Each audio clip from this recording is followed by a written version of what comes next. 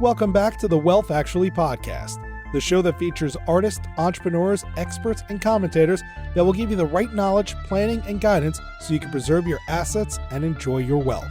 Learn more and subscribe today at wealthactually.com. And now, here's your host, Fraser Rice. Welcome back to the Wealth Actually podcast. I'm Fraser Rice.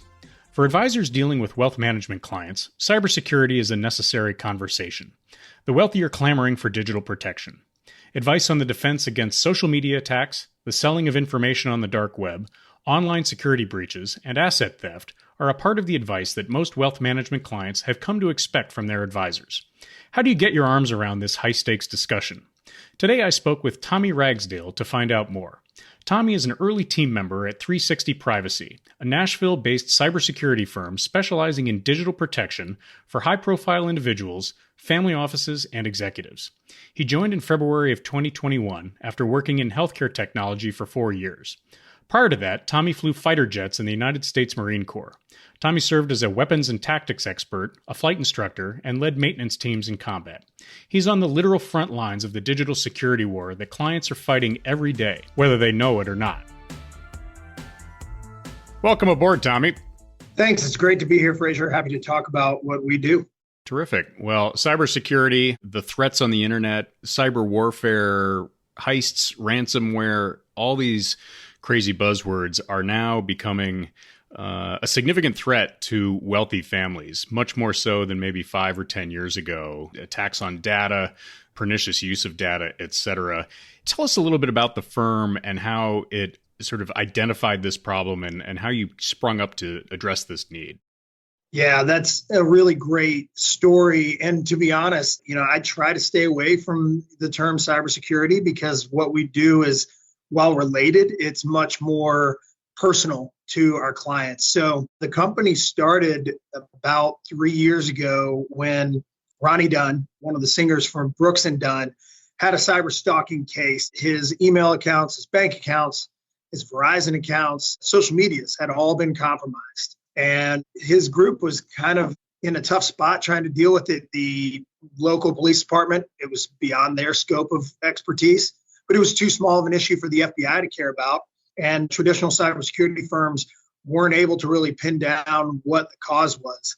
My founder got involved after they felt like they'd run through all their resources and really narrowed the problem down to a single bad actor who was leveraging the data brokerage world. And I'm happy to talk a lot more about what that looks like, was leveraging that to exploit personally identifiable information about Ronnie and his family to create havoc in the digital and the physical world for him. Once that was identified, my founder had a background in cyber threat in the Green Berets, Army Green Berets, and saw there was a real need, a real vulnerability for high profile, high net worth individuals and families, and came up with the initial iteration of our services to help mitigate that risk for Ronnie and his family. So someone breaks into, it doesn't have to be a famous person, it can be someone with just general, lots of information or maybe lots of assets somewhere. Take us through what happens when that data breach happens and that data brokerage world that you were talking about. Yeah, so we talk about two different things. There's hacking, which is, compromising someone's or a company's cloud environment or their customer lists or things like that. Then there's exploitation, where a bad actor is leveraging data or other knowledge or intelligence to easily get into a individual, a family's, or a business's vulnerable areas. What we see often happen is the proliferation of personal data for you, for me, for high net worth and high profile people is leveraged on a very frequent basis to get into these environments. So they're going to take the home addresses, the phone numbers, the social security numbers, and do whatever they can from a password and username perspective or from a security questions perspective. Once they're in that environment, they can kind of do whatever they want. And it's very rare that the victimized entity is even going to know that they're there because it's not like they're breaking down the door, frankly. Right. You hear about things like malware and so on. How sophisticated does this get when people leave their laptops unattended or use bad internet connections where other people can be lurking and then all of a sudden some piece of a virus is dropped into a person's network and then transmitting information back to those bad actors? It's a really big problem. And I'll give you a little bit of snippet from just last week. My team and I were down in Miami Beach. We were at the Bitcoin 2022 conference, which is about 30,000 people, evangelists and advocates for Bitcoin and by extension, digital privacy. And the conference had an open public Wi-Fi. And my guess is probably 80% of the attendees are on that open public Wi-Fi that they know nothing about. Anybody else on that network is able to easily access their devices, whether it's their smartphone or their laptop. They're able to put anything that they want onto those devices because it's an unsecured network. And yes, it happens at big conferences, but the same thing also happens when my clients, your clients, people you advise go to the airport or go to the mall or things like that. The other thing that we see is the vulnerability of people's devices through Bluetooth.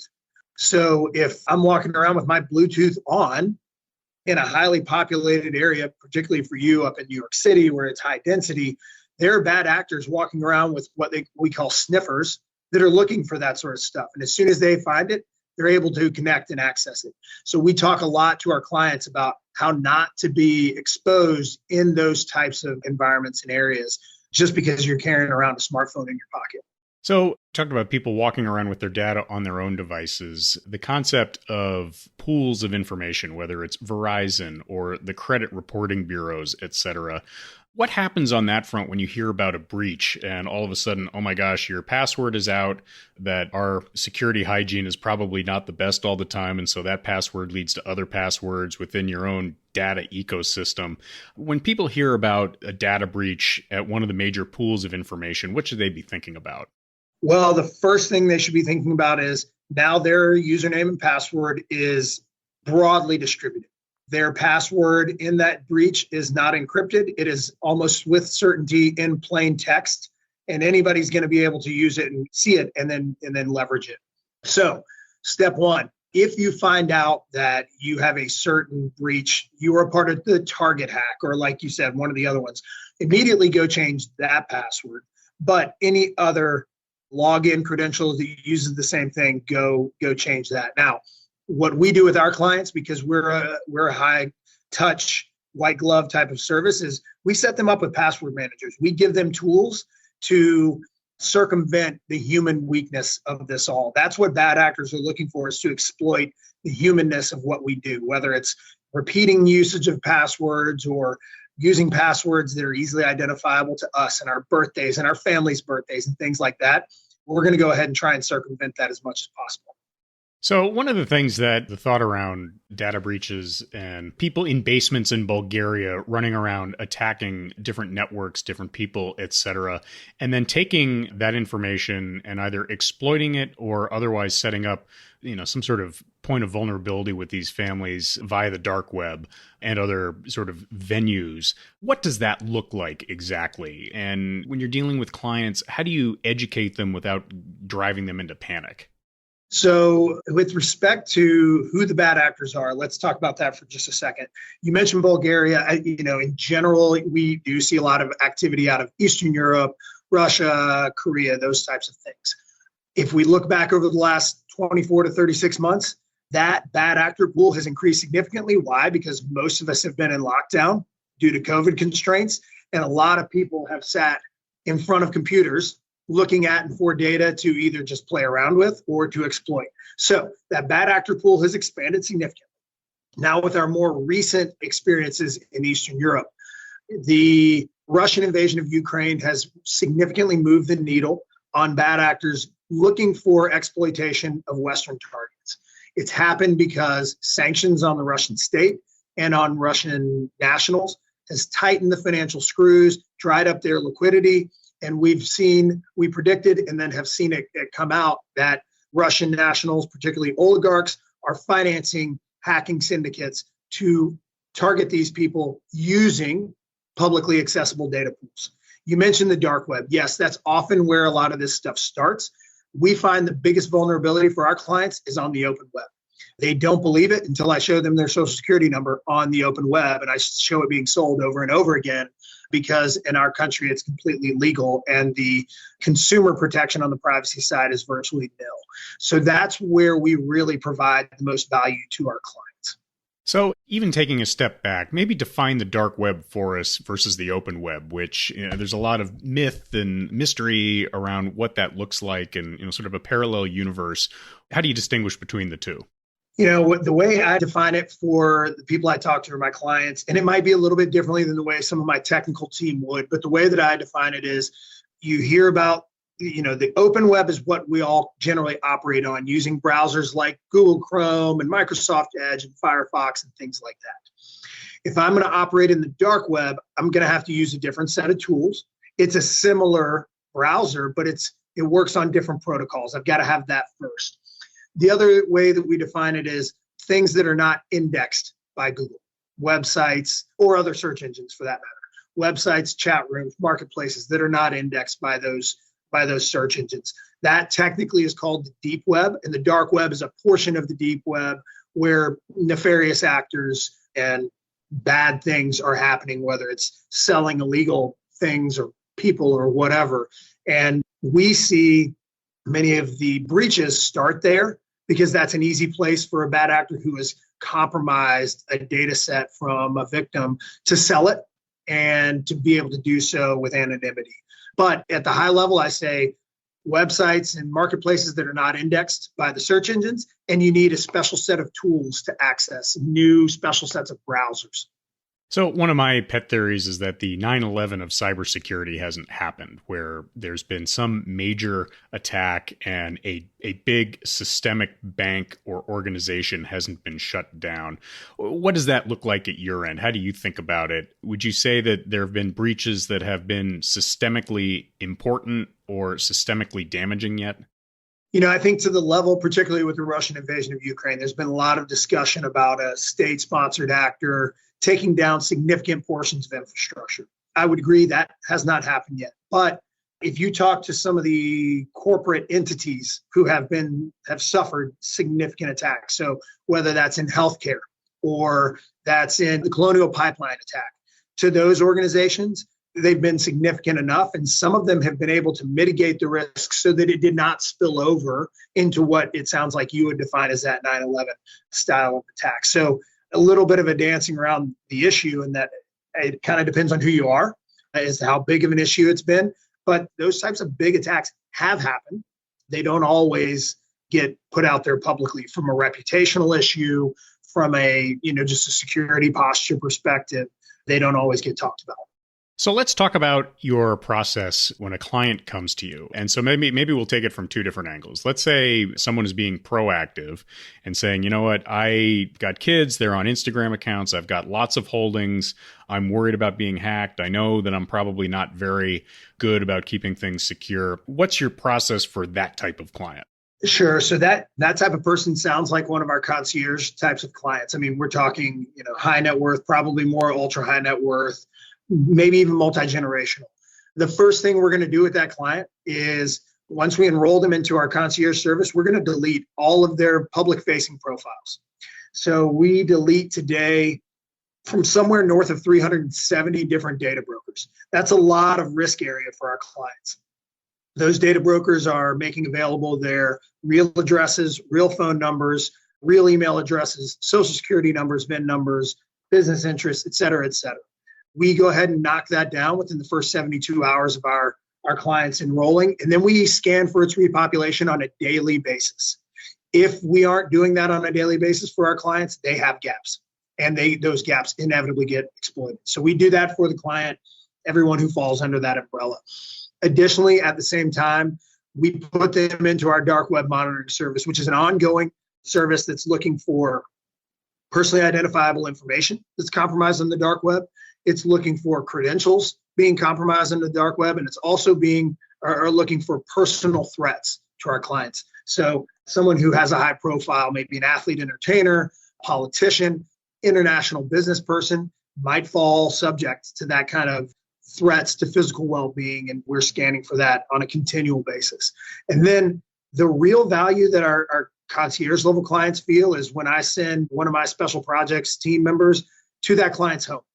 And that person is most likely a former NSA or former CIA veteran and is bringing that sort of skill set to the home to say, all right, we're going to help harden you as a target. We're going to harden your devices, harden your networks, et cetera. We're also going to teach you how not to be so leaky with your information or, your credentials. So it's trying to make that person the most hardened target they possibly can be. And then they've got that person's direct cell phone number for any issue that they have. 24/7, call them. They've been called by someone who says they're from Apple support and they want them to do something. No, they're not from Apple support. They're trying to compromise you. Call us and we'll help you walk through that. If it really is legitimate, we'll help be your mouthpiece for that. That is the real level of high touch that our special projects team brings to the client there. So sort of a division or a subset of that client that's dealing with the concierge, I'm sure you kind of have, my guess is sort of two types. You have the ones who go full privacy. They're like, okay, I want to erect whatever walls I have. Tell me what I do to just wall myself off from any sort of threat. And then you have maybe the high profile people who need to use the internet, need to be public as part of their larger, either their job or, Instagram or whatever they do. That's just not realistic to turn those things off. How do you think about that when you advise those two types of people? You've hit the nail on the head, and we do have clients across that spectrum. So I may have a multi-generational family office that's made their money in very traditional businesses, and they're completely okay with being as off the grid as we can make them. And I've also got a 24-year-old, NFL All-Pro who's on his second contract, and he's trying to build a brand. For us, all of our clients are a balance between privacy and functionality. I got 2 cups. I've got a certain amount of water. I'm going to find that right balance for that client. So the one who is building his brand on Instagram or other platform, we're just going to advise him on how not to be so exposed there. For instance, when you're shooting your Instagram videos or reels or whatever the platform calls it, don't do it in your front yard. Don't do it where your address is clearly visible and the street sign right out in front of your house is visible. Do it in your backyard, because it looks like everybody else's backyard, except it may have a pool or something really nice that I don't have. But be more thoughtful about these kinds of things. What devices should you do this on? How should you be interacting with people on direct messages? All of those things are tactics and techniques that my team brings to those people that is a certain level of awareness. It takes a certain level of practice as well to get used to, but it is all about the balance. There's no question about it. For the family office that is completely okay with being off the grid, when we get introduced to those types of people, oftentimes they say, well, we don't have a social media presence. We're not worried about our exposure. We understand that perspective. The way the data brokerage ecosystem doesn't care. It works by buying and selling your information from other sources. So as low of a profile as a family or an individual might have on the social media, they're still exposed through data brokerage, and the value in data deletion is very high. Well, one of the things, too, one of my friends here in New York, who's sort of an IT expert, he scolded me because I had a picture of my keys on Twitter. And he's like, well, don't do that because those can be copied and that's a real thing. Another example was Kim Kardashian back in Paris when she was showing off all her different jewels. And it became very easy to track her and find out where she stayed. And that caused a robbery. So what you were describing is a very real thing in terms of having good prudence around what you're doing and making sure that, you're not giving out too much information that can't be shielded or changed or otherwise later on. That's right. And we always tell our clients, take and post pictures of your vacation, but don't do it until you get back. The smart device really encourages us to broadcast what we're doing at all times, but that's just not good security or digital hygiene. Don't take a picture of your aircraft's tail number. When you're getting on your private jet, there are just a lot of techniques that people generally don't think about that can create real vulnerabilities for them. Because if someone does that, so-and-so with 20 million followers, of which I'm one, I'm bad actor XYZ, they're gone. Well, I'm going to go to the data brokerage pages. I'm going to find out where their property is. And I'm going to go there now. I mean, there's a lot of hygiene stuff that can just be tidied up just by talking through it with some experts. Let's go to the second type of client, the one who's been hit. Maybe they've had a denial of service at their business, or someone has gotten their information and is in some way extorting them, either through, your Instagram's been taken away, or we're going to do something, and if you don't pay us $5,000 in Bitcoin, something bad's going to happen either to your digital ecosystem or something physical. What happens at that point when the cat's out of the bag? And to be honest, and we're transparent with anybody we talk to, once that happens, it's really hard to get stuff back. Now, what you can do is prepare yourself for the next time, because there will be a next time. When it comes to a business, we do work with enterprises. Generally, our work with enterprises is around removing PII for a C-suite or a C-suite and a board. So I'm not very much involved if a company gets hacked, although we can make kind of a general contractor type of recommendation for the type of service that they need. But you're right. Most people are reactive in this case. It's like with insurance or anything else. Humans just generally don't want to take that proactive step. With an individual, we can certainly help there with, okay, now we've been compromised. How do we create our new digital footprint? How do we curate that? We've got partners in that space that are really, really good at it and taking that next step forward. But it's a mess. And that's why doing it preemptively is so valuable for the high profile client, but also for the high net worth individual and ultra high net worth family. How do you intersect with law enforcement if it comes to that? The best way for us to do that, particularly with, let's use the example of dark web threats to physical well-being, is to have regular contact with, let's say, a family's physical security company, maybe executive protection, or with the law enforcement in that jurisdiction. We generally take that intelligence, hand it over, and kind of let them run with it, because once you get there, it's outside of our scope. But we don't want to keep that intelligence from the people who need to know it. We are really great partners with executive protection. I've got a lot of partnerships there, executive protection across the country, many that have multinational footprints. Early on, it was kind of an ad hoc thing where they would add our services. Now they bake it straight into their initial proposals with their clients, because they now understand the risk their clients face from data exposure. Once they understand it, it's incumbent upon them to address it and mitigate it. So it just makes a lot of sense. You talked a little bit about hardening someone's devices or their sort of electronics that they're using. I always sort of remember some sort of funny story about Mark Zuckerberg putting a piece of tape over the cameras of his laptops so that people couldn't get into his laptop and see him doing things or otherwise track his movements. What happens on that front? Either what are some of the tips or the tricks of the trade, or what's some of the process around that when you are getting at the device level and the hardware level? So I'll give you a couple of examples. So one would be that one that everybody's familiar with, right? Carrying around a smartphone. We walk our clients through the process by which they can stop data just flowing out there. And what I mean by that is even Apple with the iPhone bills itself as a privacy conscious device and operating system. And they are much better than their competitors.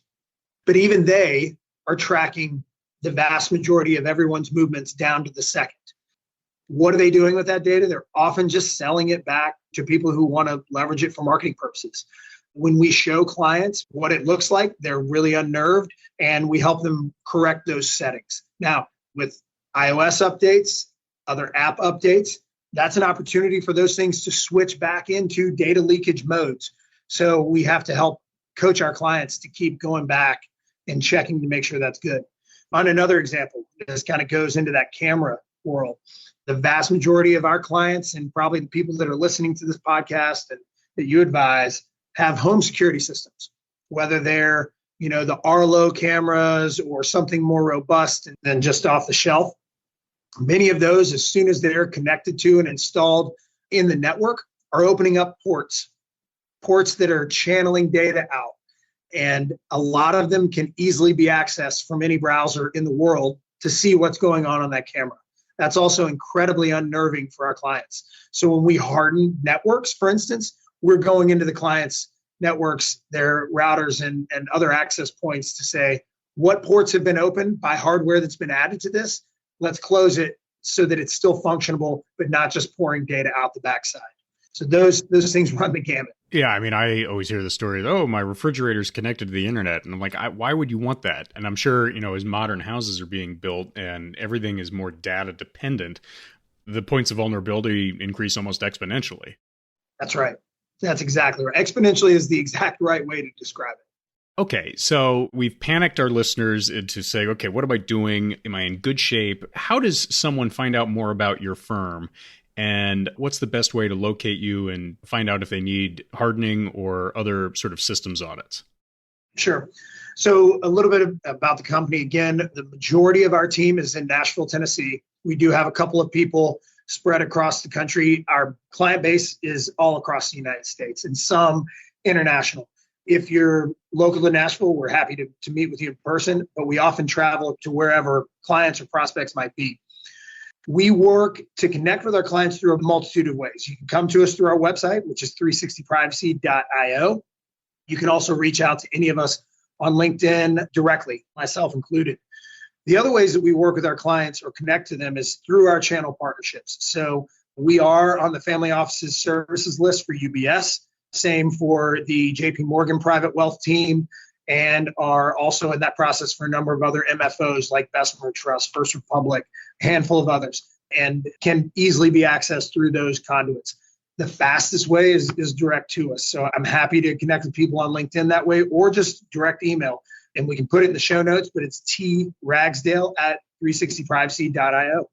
It will be in the show notes as soon as we publish. Tommy, this is really helpful. And I encourage anybody that I talk to really get a sense of what their world looks like in the connected space these days, because it's far greater than you think. And the vulnerabilities can be exploited. I still am just worried that there are bigger things out there that haven't happened yet. And it's a good idea to intersect with people like you to find out exactly what the exposure is.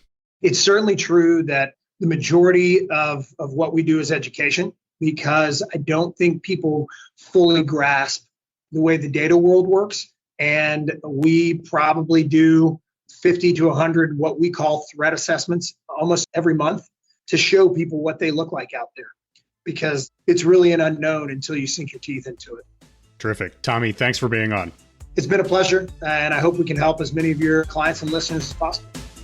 Thank you for listening to this episode of Wealth Actually, hosted by Fraser Rice, author of the book Wealth Actually and a leading private wealth manager. Head on over to wealthactually.com where you can subscribe to this podcast, get your own copy of the Wealth Actually book, and connect with Fraser directly. We'll see you next time on Wealth Actually.